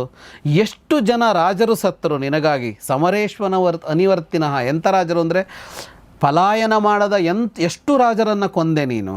ಇನ್ನು ದ್ರೌಪದಿಗೆ ಅಷ್ಟು ಕ್ಲೇಶವನ್ನು ಸಭೆಯಲ್ಲಿ ಮಾಡಿದ ದುಶ್ಯಾಸನ ಕೂಡ, ಪಾಪಿ ದುಶ್ಯಾಸನ ಕೂಡ ಸತ್ತಾಗಿದೆ ಅಂತ. ಈಗ ಉಳಿದವನು ನೀನೊಬ್ಬನೇ. ಅವಶಿಷ್ಟಸ್ತ್ವಮೈವೈಕಃ ಕುಲಘ್ನಃ ಅಧಮಪೂರುಷಃ. ಈಗ ಉಳಿದಿದ್ದು ನೀನು. ಎಂಥ ನೀನು ಅಂದರೆ ಕುಲಘ್ನನಾದ ನೀನು, ಅತ್ಯಂತ ಅಧಮ ಮನುಷ್ಯನಾದ ನೀನು. ಇವತ್ತು ನಿನ್ನನ್ನು ಮುಗಿಸ್ತೀನಿ. ಗದಯ ನಾತ್ರ ಸಂಶಯ. ಅದ್ಯ ತೇಹಂ ರಣೇ ದರ್ಪಂ ಸರ್ವಂ ನಾಶಯಿತ ನೃಪ ರಾಜ್ಯಾಶಾಂ ವಿಪುಲಾಂ ರಾಜನ್ ಪಾಂಡವೇಶು ಚ ದುಷ್ಕೃತಂ. ಇವತ್ತು ಯಾವುದಕ್ಕೆಲ್ಲ ಕೊನೆ ಬರುತ್ತೆ ಅಂತ ಅಂದರೆ ನಿನ್ನ ದರ್ಪಕ್ಕೆ, ನಿನ್ನ ರಾಜ್ಯ ವಿಸ್ತಾರದ ಆಕಾಂಕ್ಷೆಗೆ, ಪಾಂಡವರ ವಿರುದ್ಧ ನೀನು ನಡೆಸುವ ಕುಕೃತ್ಯಗಳಿಗೆ, ದುಷ್ಕೃತ್ಯಗಳಿಗೆ ಇವತ್ತು ಕೊನೆಯಾಗತ್ತೆ ಅಂತ ಹೇಳ್ತಾನೆ. ಇವನು ಇಷ್ಟು ಜೋರಾಗಿ ಹೇಳಿದಾಗ ಈಗ ಅವನು ಉತ್ತರ ಕೊಡಲೇಬೇಕಲ್ಲ. ದುರ್ಯೋಧನ ಮಾತಾಡ್ತಾನೆ. ಕಿಂಕಥಿತೇನ ಬಹುಧಾ ಯುದ್ಧಸ್ವಾದ್ಯಮಯ ಸಹ. ಯಾಕೆ ಸರಿಯಾದ ಭಾಷೆಯಲ್ಲಿ ಹೇಳಬೇಕು, ಕನ್ನಡದಲ್ಲೇ ಅದನ್ನು ಹೇಳಬೇಕು ಅಂದರೆ ಅದು ಯಾಕೆ ಬೊಗಳ್ತಾ ಇದ್ದಿ ಅನ್ನೋ ಥರ. ಅದರಿಂದ ಏನು ಪ್ರಯೋಜನ ಇಲ್ಲ. ಯುದ್ಧ ಮಾಡು. ಇವತ್ತು ನಾನು ನಿನ್ನನ್ನು ಮಾತ್ರ ಅಲ್ಲ, ನಿನ್ನ ಯುದ್ಧದ ಆಸೆಯನ್ನೇ ಕೊನೆಗಾಣಿಸ್ತೀನಿ ಅಂತ ಅವನು ಗುಡುಗುತ್ತಾನೆ. ನಿನಗೆ ಎದುರಿಗೆ ಇದ್ದಿದ್ದು ಯಾರು ಅಂತ ಕಾಣ್ತಾ ಇಲ್ಲ ಅಂತ ಅನ್ನಿಸತ್ತೆ. ಎದುರಿಗೆ ಇರೋವನು ನಾನು, ಗದೆ ಹಿಡಿದು ನಿಂತವನು ನಾನು ದುರ್ಯೋಧನ. ಆದರೆ ನಿನ್ನ ಗಮನಕ್ಕೆ ಬರ್ತಾ ಇಲ್ಲ ಅಂತ ಹೇಳ್ತಾನೆ. ಅಂದರೆ ನನ್ನ ಎದುರಿಗೆ ನೀನು ಏನೂ ಅಲ್ಲ ಅಂತ. ಗದಿನಂ ಕೋದ್ಯಮಾಂ ಪಾಪ ಜೇತು ಮುತ್ಸಹತೆ ರಿಪುಹು. ಗದಾಧಾರಿಯಾಗಿ ನಾನು ನಿಂತರೆ ಗೆಲ್ಲುವವನು ಯಾರಾದರೂ ಒಬ್ಬ ಇದಾನ ಈ ಪ್ರಪಂಚದಲ್ಲಿ. ಇಂದ್ರ ಬಂದರೂ ಸೋಲಿಸ್ತೀನಿ ನಾನು. ಮಾವೃಥಾಗರ್ಜಕೌಂತೆಯ ಶಾರದಾಭ್ರಮಿವಾಜಲಂ. ಶರತ್ಕಾಲದಲ್ಲಿ ಮೋಡ ಗುಡುಗತ್ತಲ್ಲ, ಹಂಗೆ ಸುಮ್ಮನೆ ಮಾತಾಡಬೇಡ ಅಂತ. ಮಳೆಗಾಲದಲ್ಲಿ ಗುಡುಗಿದ್ರೆ ಮಳೆ ಬರುತ್ತೆ, ಶರತ್ಕಾಲದಲ್ಲಿ ಗುಡುಗಿದ್ರೆ ಮಳೆ ಏನು ಬರಲ್ಲ, ಸುಮ್ಮನೆ ಅದು ಶಬ್ದ ಅಷ್ಟೇ. ಅದೇನು ಬೇಡ. ಇದ್ದರೆ ಏನಾದರೂ ಶಕ್ತಿ ಯುದ್ಧದಲ್ಲಿ ತೋರಿಸು ಅಂತ ಹೇಳ್ತಾನವನು. ಅವನ ಈ ಮಾತನ್ನು ತಸ್ಯ ತದ್ವಚನಂ ಶುತ್ವ ಪಾಂಚಾಲಾ ಸಹಸೃಂಜಯ ಸರ್ವೇ ಸಂಪೂಜಯಾಮಾಸುಹು. ಭೇಷ್ ಭಲೇ ದುರ್ಯೋಧನ ಅಂತ ಈ ಪಾಂಚಾಲರು ಸೃಂಜಯರು ಎಲ್ಲ ಹೇಳಿದ್ರಂತೆ ಅವನಿಗೆ. ಓಕೆ, ಈ ಒಳ್ಳೆ ಉದ್ದೇಶಕ್ಕಲ್ಲ. ವಚಃ ವಿಜಿಗೀಷವಃ, ಗೆಲ್ಲಬೇಕು ಅಂತ. ಯಾಕೆಂದರೆ ಇವ್ರಿಗೆ ಕಿಚ್ಚು ಹಚ್ಚಿಸ್ಬೇಕಲ್ಲ ಈಗ. ಓಕೆ, ಭೇಷ್ ದುರ್ಯೋಧನ ಅಂದರೆ ಮತ್ತೆ ಭೀಮನಿಗೆ ಸ್ವಲ್ಪ ಹಂಗೆ ತಲಶಬ್ದೇನ ಮಾನವಾಹ ಅಂತ ಕರತಾಡನ ಮಾಡಿ ಅವರು ದುರ್ಯೋಧನನನ್ನು ಪ್ರೋತ್ಸಾಹಿಸಿದ್ರಂತೆ. ಹೆಜ್ಜೆ ಹಿಂದಿಟ್ಬಿಟ್ರೆ ಅವನು ಕೊನೆಗೆ ಮಾಡಲ್ಲ ನಾನು ಅಂದುಬಿಟ್ರೆ ಅಂತ. ಹೀಗೆ ಇವರಿಬ್ಬರ ಮಾತು ನಡೀತಾ ಇತ್ತು. ಇನ್ನೇನು ಯುದ್ಧ ಆರಂಭ ಆಗಬೇಕು, ಆ ಹೊತ್ತಿಗೆ ಅಲ್ಲಿಗೆ ಒಬ್ಬನ ಆಗಮನ ಆಯಿತು. ಓಕೆ, 18 ದಿನ ಯುದ್ಧದಲ್ಲಿ ಇಲ್ಲದೇ ಇದ್ದವನು ಅಲ್ಲಿಗೆ ಬಂದು ತಲುಪಿದ. ತತಸ್ತಾಲಧ್ವಜೋ ರಾಮ ತಯೋರ್ಯುದ್ಧ ಉಪಸ್ಥಿತೆ ಶ್ರುತ್ವಾ ತಚ್ಚಿಷ್ಯಯೋರ್ ರಾಜನ್ ಆಜಗಾಮ ಹಲಾಯುಧ. ಬಲರಾಮ ಬರ್ತಾನೆ ಅಲ್ಲಿಗೆ, ಕೃಷ್ಣನ ಅಣ್ಣ ಬಲರಾಮ. ತಾಲವೃಕ್ಷದ ಧ್ವಜ ಅಂತೆ ಅವನದ್ದು. ರಾಮನದ್ದು ತಾಲವೃಕ್ಷದ ಧ್ವಜ, ಇವನದ್ದು ತಾಲವೃಕ್ಷ ಅಂತೆ. ತಾಲವೃಕ್ಷ ಅಂದರೆ ತಾಲ ಅಂತ ಒಂದು ಜಾತಿಯ ವೃಕ್ಷ ಅದು. ಓಕೆ. ತನ್ನ ಶಿಷ್ಯರಿಬ್ಬರೂ ಗದಾಯುದ್ಧಕ್ಕೆ ನಿಂತಿದ್ದಾರೆ ಅಂತ ಸುದ್ದಿ ಬಂತಂತೆ. ಅವನು ಬಂದ. ಇವರಿಬ್ಬರು ಅವನ ಶಿಷ್ಯರು. ಅವನು ಬಂದಿದ್ದು ನೋಡಿ ಎಲ್ಲರಿಗೂ ಭಾಳ ಸಂತೋಷ ಆಯಿತು. ಎಲ್ಲರೂ ಅವನನ್ನು ಸ್ವಾಗತಿಸಿದರು, ಗೌರವಿಸಿದರು. ನೋಡು ನಿನ್ನ ಶಿಷ್ಯರಿಬ್ಬರ ಕೌಶಲವನ್ನು ನೋಡು ಅಂತ ಎಲ್ಲರೂ ಹೇಳಿದರು. ಬಲರಾಮ ಎಲ್ಲರನ್ನೂ ನೋಡ್ತಾನೆ, ಕೃಷ್ಣನ್ ನೋಡ್ತಾನೆ, ಪಾಂಡವರನ್ನು ನೋಡ್ತಾನೆ, ದುರ್ಯೋಧನನ್ನು ನೋಡ್ತಾನೆ. ನೋಡಿ ಅವನು ಮಾತನಾಡ್ತಾನೆ. 40 ದ್ವೇಚಮೇ ನಿಸೃತಸ್ಯ ವೈ ಪುಷ್ಯೇಣ ಸಂಪ್ರಯಾತೋಸ್ಮಿ ಶ್ರವಣೇ ಪುನರಾಗತಃ. 24 ದಿನ ಆಯಿತು ಯಾತ್ರೆಯಲ್ಲಿದ್ದೆ, ಈಗ ಹಿಂದಿರುಗಿ ಬಂದಿದ್ದೀನಿ ಅಂತ ಹೇಳ್ತಾನೆ. ಪುಷ್ಯ ನಕ್ಷತ್ರದ ದಿನ ಹೋಗಿದ್ದೆ, ಶ್ರವಣ ನಕ್ಷತ್ರದ ದಿನ ಹಿಂದಿರುಗಿ ಬಂದೆ ಅಂತ. ಈ ಥರದ ಮಧ್ಯ ಮಾತುಗಳೇ ಇದು ಯಾವಾಗ ನಡೀತು ಏನು ಇತ್ಯಾದಿಗಳಿಗೆ ಒಂದು ಇದನ್ನು ಒದಗಿಸೋದು. ಕರೆಕ್ಟ್. ಗ್ರಹಣ ಆಗಿರೋದು ಇದೆಲ್ಲ ಇಟ್ಟುಕೊಂಡು ಅದು ಯಾವಾಗ ಅಂತ ಕಂಡುಹಿಡಿಯೋದಕ್ಕೆ ಪ್ರಯತ್ನ ಪಟ್ಟಿರೋದು. 24 ದಿನ ತಾನು ತೀರ್ಥಯಾತ್ರೆಯಲ್ಲಿದ್ದೆ ಅಂತ. 24 ದಿನ ಯುದ್ಧ ಶುರುವಾಕ 4 ದಿನ ಮುಂಚೆ ಅಂತ ಆಯಿತು. ಅವನು ಆವಾಗ ಅಲ್ಲಿಂದ ಹೋಗಿದ್ದ 6 ದಿನ ಮೊದಲು. ಅಂದರೆ ಯುದ್ಧದಲ್ಲಿ ಭಾಗವಹಿಸೋದಿಲ್ಲ ಅಂತ ಆದಾಗ ಅವನು ಹೋಗಿದ್ದ ಬಲರಾಮ ತೀರ್ಥಯಾತ್ರೆಗೆ. ಅವನಿಗೆ ಈ ಯುದ್ಧ ಅಷ್ಟು ಸಮ್ಮತ ಇರಲಿಲ್ಲ. ಅವನಿಗೆ ಅಷ್ಟಲ್ಲ, ಸಂಪೂರ್ಣ ಸಮ್ಮತ ಇರಲಿಲ್ಲ. ಪಾಂಡವರು ಮತ್ತು ಧಾರ್ತರಾಷ್ಟ್ರ ನಡುವಿನ ಯುದ್ಧ. ಹಾಗಾಗಿ ಅದು ಯಾದವರ ನಿಶ್ಚಯವೇ ಆಗಿತ್ತು. ಅದು ಕೃಷ್ಣನ ನಿರ್ಣಯವೂ ಆಗಿತ್ತು, ಯಾದವ ನಿರ್ಣಯವೂ ಆಗಿತ್ತು. ಅಧಿಕೃತವಾಗಿ ಯಾದವರು ಇದರಲ್ಲಿ ಯುದ್ಧದಲ್ಲಿ ಭಾಗವಹಿಸೋದಿಲ್ಲ ಅಂತ. ಅಂದರೆ ಯಾದವ ಸಿಂಹಾಸನ ಭಾಗವಹಿಸೋದು, ಪ್ರಭುತ್ವ ಭಾಗವಹಿಸೋದಿಲ್ಲ ಅಂತ. ಹಾಗಾಗಿ ಯಾದವ ಪ್ರಭುತ್ವ ಭಾಗವಹಿಸಿದಾದಾಗ ಬಲರಾಮಾದಿಗಳು ಭಾಗವಹಿಸುವ ಇದು ಬರಲೇ ಇಲ್ಲ. ಉಳಿದಂತೆ ಕೃಷ್ಣನ ಸೇನೆ ಬಂತು, ನಾರಾಯಣೀಯ ಸೇನೆ ದುರ್ಯೋಧನನ ಜೊತೆಗೆ. ಕೃಷ್ಣ ಇಲ್ಲಿಗೆ ಬಂದ, ಸಾತ್ಯಕ್ಕೆ ಅವನ ಸೇನೆಯೊಡನೆ ಬಂದ. ಯುಧಾಮನ್ಯು, ಉತ್ತಮ ಅವರೆಲ್ಲ ಬಂದರು ಕೆಲವರು. ಹಾಗಾಗಿ ಅವರವರ ಆಸಕ್ತಿಯಲ್ಲಿ ಬಂದು ಸೇರ್ಕೊಂಡು ಯುದ್ಧ ಮಾಡಿದ್ರು. ಯಾದವ ಪ್ರಭುತ್ವ ಬರಲಿಲ್ಲ. ಅದರಲ್ಲಿ ಬಲರಾಮನಿಗೆ ಬಹಳ ಮುಖ್ಯವಾಗಿ ಯುದ್ಧದ ಬಗ್ಗೆ ಆಸ್ಥೆ ಇರಲಿಲ್ಲ. ಇಬ್ಬರು ಬಂಧುಗಳು, ಅದರ ನಡುವೆ ನಾವು ಭಾಗವಹಿಸಬಾರದು ಅಂತ ಒಂದು. ಅದರ ಜೊತೆಗೆ ಇಬ್ಬರು ಶಿಷ್ಯರು, ಅವನಿಗೆ ಇಬ್ಬರ ಮೇಲೆ ಆ ಪ್ರೀತಿ ಬೇರೆ, ಒಂದೊಂದು ಎಕ್ಸ್ಟ್ರಾ ಅವನಿಗಿದ್ದೇ ಇದೆ ಬಾಂಧವ್ಯದ ಜೊತೆಗೆ. ಕೃಷ್ಣನಿಗೆ ಹೇಳ್ತಾನೆ, ಶಿಷ್ಯೋರ್ವೈ ಗದಾಯುದ್ಧಂ ದ್ರಷ್ಟು ಕಾಮೋಸ್ಮಿ ಮಾಧವ. ನನ್ನ ಶಿಷ್ಯರ ಗದಾಯುದ್ಧ ನೋಡೋದಕ್ಕೆ ಅಂತ ಬಂದೆ ಅಂತ. ಯುಧಿಷ್ಠಿರ ಹೋಗಿ ಅವನನ್ನು ಆಲಿಂಗನ ಮಾಡ್ಕೊಳ್ತಾನೆ. ಆಲಿಂಗನ ಮಾಡ್ಕೊಂಡು ಮಾತಾಡ್ತಾನೆ. ಸ್ವಾಗತಂ ಕುಶಲಂ ಚಾಸ್ಮೈ ಪರ್ಯಪೃಚ್ಛದ್ ಯಥಾತಥಂ ಅಂತ ಸ್ವಾಗತ ಕುಶಲ ಎಲ್ಲವನ್ನೂ ಮಾಡ್ತಾನೆ. ಕೃಷ್ಣ ಹೋಗಿ ಅವನಿಗೆ ನಮಸ್ಕಾರ ಮಾಡ್ತಾನೆ. ನಮಸ್ಕಾರ ಮಾಡಿ ಅಣ್ಣ ತಮ್ಮ ಇಬ್ಬರು ಬಹಳ ಪ್ರೀತಿಯಿಂದ ಅಪ್ಪಿಕೊಳ್ತಾರೆ. ಅವರಿಬ್ಬರು ಬಹಳ, ಕೃಷ್ಣ ಬಲರಾಮರ ಅಣ್ಣ ತಮ್ಮಂದರ ಸಂಬಂಧ ಅನ್ನೋದೇ ಒಂದು ಭಾಳ ಇದರ ವಿಷಯ. ಅದು ಚೆನ್ನಾಗಿರೋದು, ತುಂಬ ಚೆನ್ನಾಗಿದೆ ಅವರ ಸಂಬಂಧ ಅನ್ನೋದು. ಇಬ್ಬರ ವ್ಯಕ್ತಿತ್ವ ಬೇರೆ ಥರ. ನಡವಳಿಕೆ ಬೇರೆ ಥರ. ಆದರೆ ಅವರಿಬ್ಬರು ಒಂದೇ ನಿರ್ಣಯ ಇರುತ್ತಲ್ಲ, ಎರಡು ನಿರ್ಣಯ ಇರೋಲ್ಲ, ನಿರ್ಣಯ ಎರಡು ಇರೋಲ್ಲ. ಯೋಚನೆ ಬೇರೆ, ಯೋಚನೆ ಮಾಡೋ ಕ್ರಮ ಬೇರೆ, ಅಭಿಪ್ರಾಯಗಳು ಬೇರೆ, ನಿರ್ಣಯ ಒಂದೇ ಇರುತ್ತೆ. ಕೃಷ್ಣ ಕಪ್ಪು, ಅವನು ಸಂಪೂರ್ಣ ಬಿಳಿ, ಹೀಗೆಲ್ಲ ಇದೆ ಅವರ ಇದರಲ್ಲಿ. ಅದಾದ ಮೇಲೆ ನಕುಲ ಸಹದೇವರು ಹೋಗಿ ಅವನನ್ನು ನಮಸ್ಕರಿಸ್ತಾರೆ, ಉಪಪಾಂಡವರು ಹೋಗಿ ನಮಸ್ಕರಿಸ್ತಿದ್ದಾರೆ. ಭೀಮ ಗದೆಯನ್ನು ಹಿಡಿದುಕೊಂಡೇ ಅವನನ್ನು ಗೌರವಿಸ್ತಾನೆ, ಗುರುನೂ ಆಯ್ತಲ್ಲ. ಎಲ್ಲರ ಜೊತೆಗೆ ಒಂದ್ಸಲ ಯುದ್ಧದ ಇದಿರುತ್ತಲ್ಲ, ಎಲ್ಲ ಒಂದ್ಸಲ ಪರಸ್ಪರ ಪ್ರತಿಯೊಬ್ಬರು ಈ ಪಾಂಚಾಲ ವೀರರು ಎಲ್ಲರೂ ಅವನು ಮಾತಾಡಿಸ್ತಾರೆ, ಇವನು ಮಾತಾಡಿಸ್ತಾನೆ. ಹಾಗೆ ಸ್ವಲ್ಪ ಹೊತ್ತು ಈ ವಾತಾವರಣ ಬೇರೆ ಥರ ಆಗುತ್ತೆ, ಮಾತಾಡ್ಕೊಂಡಿರ್ತಾರೆ ಸ್ವಲ್ಪ ಹೊತ್ತು. ಜನಮೇಜ ವೈಶಂಪಾಯನಿ ಕೇಳ್ತಾನೆ, ತೀರ್ಥಯಾತ್ರೆಗೆ ಅವನು ಎಲ್ಲೆಲ್ಲಿಗೆಲ್ಲ ಹೋಗಿ ಬಂದ, ಅಲ್ಲಿ ಎಲ್ಲಿಗೆಲ್ಲ ಹೋದ ಅಂತ. ತೀರ್ಥಯಾತ್ರೆ ಮಾಡಿದ 24 ದಿನ ಅನ್ನಲ್ಲ. ಈಗ ಇವನು ವೈಶಂಪಾಯನ ಅವನು ಎಲ್ಲೆಲ್ಲಿಗೆ ಹೋಗಿದ್ದ, ಯಾವ್ಯಾವ ಕ್ಷೇತ್ರ. ಆ ಪ್ರಶ್ನೆ ಕೇಳಿ ನೀವು ಉತ್ತರ ಕೊಟ್ಟಿರೋ ಜನ ನನಗೆ ಬೈದಿರೋದು. ವೈಶಂಪಾಯನ ಕೇಳಿರೋದು ನೀವು ಬಿಟ್ಟಿರೋದು ಒಳ್ಳೇದಾಯ್ತು. ಜನಮೇಜನಿಗೆ ಸಮಸ್ಯೆ ಇಲ್ಲ. ಈಗ ಅವನೇ ಅಲ್ಲಿ ಬದುಕೊಂಡಿದ್ದಾನೆ ಅಂದರೆ ಅವನ ಅಜ್ಜಂದ್ರು ಇವ್ರು ಹೆಂಗೋ ಬದುಕಿದ್ದಾರೆ, ಮತ್ತು ಅವ್ನು ದುರ್ಯೋಧನ ಕೊಂದಿದ್ದಾರೆ ಅಂತ ಗೊತ್ತು. ಅವ್ನು ವಿವರ ಕೇಳಕ್ಕೆ ಕೂತಿದ್ದಾನೆ. ಅದನ್ನೆಲ್ಲ ಇವನು ಹೇಳ್ತಾನ, ಯಾರು ಹೇಳಿ, ಸಂಜಯ್ ಹೇಳ್ತಾನೆ. ವೈಶಂಪಾಯನ ಜನಮೇಜಯ ಹೇಳ್ತಾರೆ, ಆ ಸಂಜಯ ಹೇಳಲ್ಲ. ಓಕೆ, ಅದೆಲ್ಲ ಇಲ್ಲಿ ಸ್ಪಷ್ಟವಾಗೇ ಇದೆ. ಇದಾಗ್ತಿದ್ದಾಗೆ ಅಲ್ಲಿ ಜನಮೇಜಯ ವಾಚ ಅಂತ ಬರುತ್ತೆ, ಜನಮೇಜಯ ಕೇಳ್ದ ವೈಶಂಪಾಯನ್ ಅಂತ, ಅದೆಲ್ಲ ಹಾಗೆಯೇ ವ್ಯವಸ್ಥಿತವಾಗಿ ಹೇಳಿದ್ದಾರೆ. ದುರ್ಯೋಧನ ಕೂಡ ಬಲರಾಮನಿಗೆ ನಮಸ್ಕರಿಸ್ತಾನೆ. ನಮಸ್ಕಾರ ಮಾಡಿ ಅವನು ಯುಧಿಷ್ಠಿರನಿಗೆ ಹೇಳ್ತಾನೆ, ದುರ್ಯೋಧನ, ಸಮಂತ ಪಂಚಕಂ ಕ್ಷಿಪ್ರ ಮಿತೋ ಯಾಮ ವಿಶಾಂಪತೆ ಪ್ರಥಿತೋತ್ತರ ವೇದಿ ಸಾ ದೇವಲೋಕೆ ಪ್ರಜಾಪತೆ. ಯುದ್ಧ ಇಲ್ಲಿ ಬೇಡ, ಸಮಂತ ಪಂಚಕಕ್ಕೆ ಹೋಗೋಣ ಅಂತ ಹೇಳ್ತಾನೆ. ಸಮಂತ ಪಂಚಕ ಅಂತ ಅಲ್ಲಿ ಒಂದು ಜಾಗ, ಅದು ತೀರ್ಥಗಳಿವೆ ಅಲ್ಲಿ, ಕುರುಕ್ಷೇತ್ರದ ಒಂದು ಭಾಗ ಅದು. ಅಲ್ಲಿ ಹೋಗೋಣ, ಅಲ್ಲಿ ಬ್ರಹ್ಮ ಕೂಡ ಅಲ್ಲಿ ಯಜ್ಞ ಮಾಡಿದ್ದ ಅಂತ ಬರುತ್ತೆ, ಪ್ರಜಾಪತಿಗಳೆಲ್ಲ ಅಲ್ಲಿ ಯಜ್ಞ ಮಾಡಿದ್ರು ಅಂತ. ಹಾಗಾಗಿ ಅದು ಅತ್ಯಂತ ಹಳೆಯ ಜಾಗ ಅದು. ತಸ್ಮಿನ್ ಮಹಾಪುಣ್ಯತಮೇ ತ್ರೈಲೋಕ್ಯಸ್ಯ ಸನಾತನೆ ಸಂಗ್ರಾಮೇ ನಿಧನಂ ಪ್ರಾಪ್ಯ ಧ್ರುವಂ ಸ್ವರ್ಗೋ ಭವಿಷ್ಯತಿ. ಅಲ್ಲಿ ಹೋಗಿ ಯುದ್ಧ ಮಾಡೋಣ, ಯಾರು ಸತ್ರು ಅವರಿಗೆ ಸ್ವರ್ಗ ಸಿಗತ್ತೆ, ಆ ಜಾಗವೇ ಅಂಥದ್ದು ಅಂತ ದುರ್ಯೋಧನ ಹೇಳ್ತಾನೆ. ಜಾಗದ ಆಯ್ಕೆ. ಯುಧಿಷ್ಠಿರ ಆಗಲಿ ಅಂತ ಹೇಳ್ತಾನೆ. ಎಲ್ಲರೂ ನಡ್ಕೊಂಡು ಹೊರಡ್ತಾರೆ. ಪದ್ಭ್ಯಾಂ ಅಮರ್ಷಾದ್ಯುತಿಮಾನ್ ಅಗಚ್ಚತ್ ಪಾಂಡವೈ ಸಹ. ದುರ್ಯೋಧನ ಗದೆ ಹಿಡ್ಕೊಂಡು ಅವ್ರ ಗುಂಪಲ್ಲ, ಎಲ್ಲರೂ ಅವರೇ ಇದ್ದಾರಲ್ಲ, ಸಿಟ್ಟಿನಲ್ಲೇ ಅವ್ರ ಜೊತೆಗೆ ಹೆಜ್ಜೆ ಹಾಕ್ಕೊಂಡು ಹೋಗ್ತಾ ಇದ್ನಂತೆ. ಚೆನ್ನಾಗಿರುತ್ತೆ ಸೀನು. ಇಂಥ ತುಂಬ ಸೀನ್ಗಳನ್ನು ತಂದಿಲ್ಲ ನೋಡಿ, ಇದನ್ನ ತರುವರು ಎಷ್ಟೆಲ್ಲ ಚೆನ್ನಾಗಿರ್ತಿತ್ತು. ಹೋಗುವಾಗ ಎಲ್ಲರೂ ಹೋಗ್ತಾ ಇದ್ರು, ಇದು ವಾದ್ಯಘೋಷ ಇವ್ರದ್ದು ಇತ್ತೇ ಇತ್ತು, ಶಂಖ ಬೇರಿ ಅದು ನಡೀತಾ ಇತ್ತು. ಅಲ್ಲಿ ಹೋಗ್ತಾರೆ ಸಮಂತ ಪಂಚಕಕ್ಕೆ. ಅಲ್ಲಿ ಇಬ್ಬರು ಸನ್ನದ್ಧರಾಗಿ ನಿಲ್ತಾರೆ.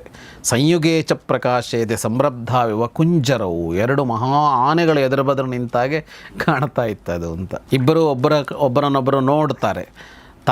ತಾವನ್ಯೋನ್ಯಂ ನಿರೀಕ್ಷೇತಾಂ ಕ್ರುದ್ಧ ಇವ ಮಹಾದ್ವೀಪವು. ಇಬ್ಬರು ಬಹಳ ಸಿಟ್ಟಿನಿಂದ ಒಬ್ಬರನ್ನೊಬ್ಬರು ನೋಡ್ತಾರೆ. ದೃಷ್ಟಿಯುದ್ಧ, ಕಣ್ಣಲ್ಲೇ ಸುಟ್ಟು ಬಿಡ್ತಾರೇನೋ ಅನ್ನೋ ಥರ ನೋಡ್ತಾರೆ.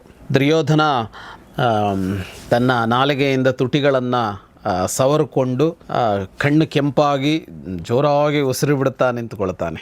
ಇಬ್ಬರು ಹೇಗೆ ಅಂತ ಸಂಜಯ ಹೇಳ್ತಾ ಹೋಗ್ತಾನೆ. ಉಭೌ ಶಿಷ್ಯೋ ಗದಾಯುದ್ಧೆ ರೌಹಿಣೇಯಸ್ಯ ಧೀಮತಃ. ಇಬ್ಬರು ಬಲರಾಮನ ಶಿಷ್ಯರು. ಉಭೌ ಸದೃಶ ಕರ್ಮಾಣವು. ಇಬ್ಬರು ಒಂದೇ ತರಹ ಅಂದರೆ ಯುದ್ಧ ಮಾಡುವಂಥವರು. ಕೃಷ್ಣ, ಬಲರಾಮ, ಕುಬೇರ ಇವರೆಲ್ಲರಿಗೆ ಸಮಾನವಾಗಿ ಯುದ್ಧ ಮಾಡಬಲ್ಲವರು. ಸುಂದೋಪಸುಂದರಂತೆ ಯುದ್ಧ ಮಾಡುವಂಥವರು, ಮೃತ್ಯು ಕಾಲಗಳಂತೆ ಯುದ್ಧ ಮಾಡುವಂಥವರು ಅಂತೆಲ್ಲ ಹೇಳ್ತಾನೆ. ಅಂದರೆ ಅದರಲ್ಲಿ ಸಾಮ್ಯ ಕಾಣಿಸ್ತಾ ಇತ್ತು. ಎರಡು ಸಿಂಹದಂತೆ ಇದ್ವು, ಎರಡು ಕೋಪಗಂಡ ಸರ್ಪದಂತೆ ಇದ್ರು, ಹೀಗೆಲ್ಲ. ದುರ್ಯೋಧನ ಯುಧಿಷ್ಠಿರನಿಗೆ ಹೇಳ್ತಾನೆ, ಇಬ್ಬರು ದೃಷ್ಟಿಯುದ್ಧ ಎಲ್ಲ ಮಾಡ್ಕೊಂಡ ಮೇಲೆ ಹೇಳ್ತಾನೆ, ನಮ್ಮಿಬ್ಬರ ನಡುವೆ ಯುದ್ಧ ಆರಂಭ ಆಗ್ತಾ ಇದೆ, ಈಗ ಕುಳಿತು ನೋಡಿ ನೀವೆಲ್ಲ ಅಂತ ಹೇಳ್ತಾನೆ ದುರ್ಯೋಧನ. ಅಂದರೆ ಕುಳಿತು ನೋಡಿ ಅಂತ ಅಂದರೆ ಅವನು ಮತ್ತೊಂದು ಸಲ ಹೇಳಿದ ಹಾಗೆ ಅದು, ಮತ್ತು ಯುದ್ಧಕ್ಕೆ ಬರಬೇಡಿ ಅಂತ.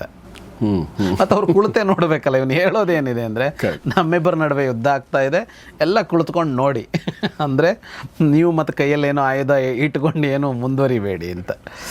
ಇಬ್ಬರು ದೃಷ್ಟಿಯುದ್ಧ ಮುಗಿದಿತ್ತಲ್ಲ, ಈಗ ವಾಗ್ಯುದ್ಧ ಆರಂಭ ಮಾಡ್ಕೊಳ್ತಾರೆ. ಅನ್ಯೋನ್ಯಂ ವಾಗ್ಭಿರುಗ್ರಾಭಿಸ್ತಕ್ಷಮಾಣವು ವ್ಯವಸ್ಥಿತವು ಅಪ್ರಿಯಾಣಿ ತಥೋನ್ಯೋನ್ಯ ಮುಕ್ತ್ವಾತವು ಕುರುಪುಂಗವು. ಇಬ್ಬರು ಈಗ ಇವನು ಅವನನ್ನು ಬೈಯೋದು, ಅವನು ಇವನನ್ನು ಬೈಯೋದು ಎಲ್ಲ ಶುರು ಮಾಡ್ಕೊಳ್ತಾರೆ.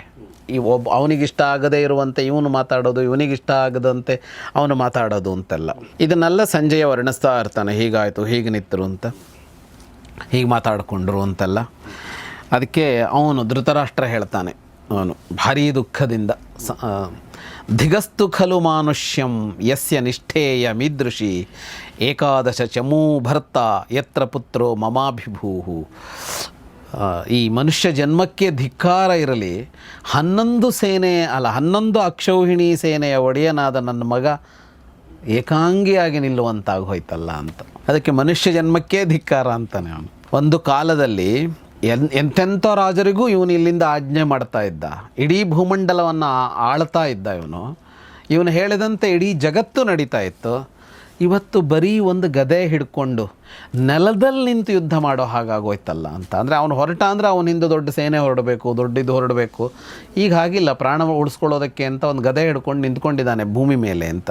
ಇಡೀ ಜಗತ್ತಿಗೆ ನಾಥನಾಗಿದ್ದವನು ಇವತ್ತು ಅನಾಥನಾಗಿ ಬಿಟ್ಟ. ಹಣೆ ಬರಹ ಅಷ್ಟೇ ಅಂತ, ಕಿಮನ್ಯದ್ ಭಾಗಧೇಯತಃ, ಎಲ್ಲ ಹಣೆ ಬರಹ ಅಂತ ಹೇಳ್ತಾನೆ ಧೃತರಾಷ್ಟ್ರ. ಇದು ಮನುಷ್ಯನ ಸಹಜ, ಇದು ತಾನು ಮಾಡೋದನ್ನೆಲ್ಲ ಮಾಡ್ಕೊಂಡು ಆಮೇಲೆ ಹಣೆ ಬರಹ ಅಂತ ಹೇಳೋದು. ಈ ಹಿಂದೆಲ್ಲ ಬೈದು ಸಾಕಾಗಿದ್ದಕ್ಕೋ ಏನೋ ಸಂಜಯ್ ಈಗ ಬೈಯೋದಿಲ್ಲ, ಈ ಥರ ಹೇಳಿದಾಗೆಲ್ಲ ಬೈತಿದ್ದ ಅವ್ನು, ನೀನೇ ಕಾರಣ ಅಂತ. ಈಗ ಮತ್ತೆ ಬೈಯೋಲ್ಲ, ಎಲ್ಲ ಮುಗ್ದಿದೆಯಲ್ಲ, ಇನ್ನೂ ಏನು ಬೈಯೋದು. ಇವರು ಯುದ್ಧ ಆರಂಭ ಆಗಬೇಕು ಅನ್ನುವಾಗ ಮತ್ತೊಂದಿಷ್ಟು ಅಪಶಕನಗಳಾಗುತ್ತವೆ. ಅವರು ವಾತಾಸ್ತ ನಿರ್ಘಾತಾಹ, ಶಬ್ದ ಸಹಿತವಾದ ಗಾಳಿ ಬೀಸ್ತು, ಧೂಳಿನ ಮಳೆ ಸುರಿತು, ಕತ್ತಲಾವರಿಸ್ತು ಒಂದ್ಸಲ ಎಲ್ಲ ಕಡೆಗೆ, ಉಲ್ಕೆಗಳು ಬಿದ್ವು, ಆಕಾಶದಲ್ಲಿ ಸಿಡಿಲಿನ ಶಬ್ದಗಳು ಕೇಳಿಸ್ತು, ಮತ್ತು ಗ್ರಹಣ ಆಗಿಬಿಡ್ತು. ಇದ್ದಕ್ಕಿದ್ದ ಹಾಗೆ ಗ್ರಹಣ ಆಗಿಬಿಡ್ತು ಅಂತ. ರಾಹುಶ್ಚಾಗ್ರಸದಾದಿತ್ಯ ಅಪರ್ವಣಿ ವಿಷಾಂಪತೆ. ಅಂದರೆ ಈ ಗ್ರಹಣ ಆಗೋದು ಹುಣ್ಣಿಮೆ, ಅಮಾವಾಸ್ಯೆ ಆ ಥರದ ದಿನಗಳಲ್ಲೇ, ಬೇರೆ ದಿನಗಳಲ್ಲೆಲ್ಲ ಆಗೋಲ್ಲ. ಚಂದ್ರಗ್ರಹಣ, ಸೂರ್ಯಗ್ರಹಣಗಳು ಆ ದಿನಗಳಲ್ಲೇ ಆಗೋದದು. ಅಂದರೆ ಆ ಸ್ಥಿತಿ ಬರೋದೇ ಹಾಗೆ, ಆವಾಗ ಮಾತ್ರ ಸಾಧ್ಯ ಆಗೋದದು.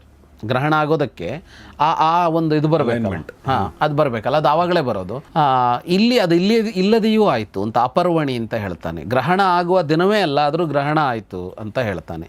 ವರ್ಣನೆ, ಬೇಸಿಕಲಿ ವರ್ಣನೆ, ಒಂಥರ ವರ್ಣನೆ ಅಲ್ಲ, ಆ ಥರ ಆಯಿತು ಅಂತಲೇ. ಚಕಂಪೇಚ ಮಹಾಕಂಪಂ ಪೃಥಿವೀ ಸವನದ್ರುಮ, ಭೂಕಂಪ ಆಯಿತು ಒಂದ್ಸಲ. ಹೀಗೆ ಹಲವು ಅಪಶಕುನಗಳೆಲ್ಲ ಕಾಣಿಸ್ಕೊಂಡು ಯುದ್ಧದ ಆರಂಭದಲ್ಲಿ ಅಂತ. ಈ ಗ್ರಹಣ ಆಯ್ತಲ್ಲ, 2 ಸಲ ಗ್ರಹಣ ಆಯಿತು. ಯಾವ 15 ದಿನಗಳ ನಡುವೆ 2 ಗ್ರಹಣ ಆಗಿದೆ ಅನ್ನೋದನ್ನು ಇಟ್ಟುಕೊಂಡು ಹಲವರು ಇದು ಯಾವಾಗ ನಡೀತು ಅನ್ನೋದನ್ನು ಕಂಡುಹಿಡಿಯೋದಕ್ಕೆ ಪ್ರಯತ್ನಿಸಿದ್ದಾರೆ. ಹಾಗಾಗಿ ಇದು ಗ್ರಹಣ ಅಂತಲೇ ಕನ್ಸಿಡರ್ ಮಾಡಿ. ಹೌದಾ? ಅಂದರೆ ಜಗತ್ತಿನ ಹಿಂದೆ ಹೋಗ್ತಾ ಇದ್ರೆ ಈ ಕಾಲದ ಕ್ರಮದಲ್ಲಿ ಅಂಥ ಸಮಯ ಯಾವಾಗ ಬಂದಿತ್ತು ಆಕಾಶದಲ್ಲಿ ಅಂತ. 15 ದಿನದ ನಡುವೆಯೇ 2 ಬಾರಿ ಸೂರ್ಯಗ್ರಹಣ ಆಗುವಂಥ ಸನ್ನಿವೇಶ ಎಷ್ಟು ಕಾಲದ ಹಿಂದೆ ಬಂದಿತ್ತು ಅಂತ ಹೋದಾಗ ಅದರ ಡೇಟ್ ಸಿಗತ್ತೆ ಅಂತ. ಸೊ ಅಲ್ಲಿಗೆ ಯುದ್ಧ ಸನ್ನದ್ಧರಾದರು, ಮತ್ತೊಂದು ಸಲ ಯುದ್ಧ ಸನ್ನದ್ಧರಾದರು. ಯುದ್ಧ ಶುರು ಆಗಿದೆ, ಆ್ಯಕ್ಚುಲಿ ವಾಗ್ಯುದ್ಧ ಶುರು ಆಯಿತು, ಆಮೇಲೆ ದೃಷ್ಟಿ ಯುದ್ಧ, ಗದಾಯುದ್ಧ ಈಗ ಶುರು ಆಗಲಿದೆ. ಸೊ ಅದನ್ನು ಮುಂದಿನ ಭಾಗದಲ್ಲಿ ನೋಡೋಣ ಅಂತ ಹೇಳ್ತಾ ಇವತ್ತಿನ ಎಪಿಸೋಡ್ ಮುಗಿಸ್ತೀನಿ. ಸೊ ಇದೆಲ್ಲವನ್ನು ಹೇಳ್ತಿರುವಂಥ ವಿದ್ವಾನ್ ಜಗದೀಶ್ ಶರ್ಮಾ ಸಂಪಾ ಸರ್ಗೆ ನಿಮ್ಮೆಲ್ಲರ ಪರವಾಗಿ ಧನ್ಯವಾದಗಳು sir. Thank you very much. So ಸ್ನೇಹಿತರೆ, ನಿಮ್ಮ ಅನಿಸಿಕೆಗಳಿಗೆ ಸ್ವಾಗತ, ಮತ್ತು ನಿಮ್ಮ ಎಲ್ಲ ಸ್ನೇಹಿತರೊಂದಿಗೆ ಶೇರ್ ಮಾಡಿ. ಪ್ರಶ್ನೆಗಳಿದ್ರೆ ಅದನ್ನು ಕೂಡ ಕೇಳಿ. 550ನೇ ಎಪಿಸೋಡ್ನ ಸುತ್ತಮುತ್ತ ನಾವು ಮತ್ತೆ ಪ್ರಶ್ನೋತ್ತರ ಸಂಚಿಕೆಯನ್ನು ಮಾಡ್ತೀವಿ. ಸೊ ಅಷ್ಟು ಹೇಳ್ತಾ ಇವತ್ತಿನ ಎಪಿಸೋಡ್ ಮುಗಿಸ್ತಾ ಇದ್ದೀನಿ. ನೋಡ್ತಾರೆ ಗೌರಿಶಕ್ತಿ ಸ್ಟುಡಿಯೋ, ನೋಡ್ತಾರೆ ಮಹಾಭಾರತ ರಹಸ್ಯಗಳು, ದ ಸೀಕ್ರೆಟ್ಸ್ ಆಫ್ ಮಹಾಭಾರತ. ನಮಸ್ಕಾರ. ಉತ್ತಮ ಭಾಷಣಕಾರನಾಗಬೇಕೆ? ಸಾರ್ವಜನಿಕ ವೇದಿಕೆಗಳಲ್ಲಿ ನಿರರ್ಗಳವಾಗಿ ಮಾತನಾಡಬೇಕೆ? ಇಲ್ಲಿದೆ ಕಲಿಯುವ ಸುವರ್ಣಾವಕಾಶ. Public speech and media management workshop, 1 ದಿನದ ಕಾರ್ಯಾಗಾರ, ಮಾರ್ಚ್ 8 ಭಾನುವಾರ. ಆಸಕ್ತರು ರಿಜಿಸ್ಟರ್ ಮಾಡಿಕೊಳ್ಳಿ.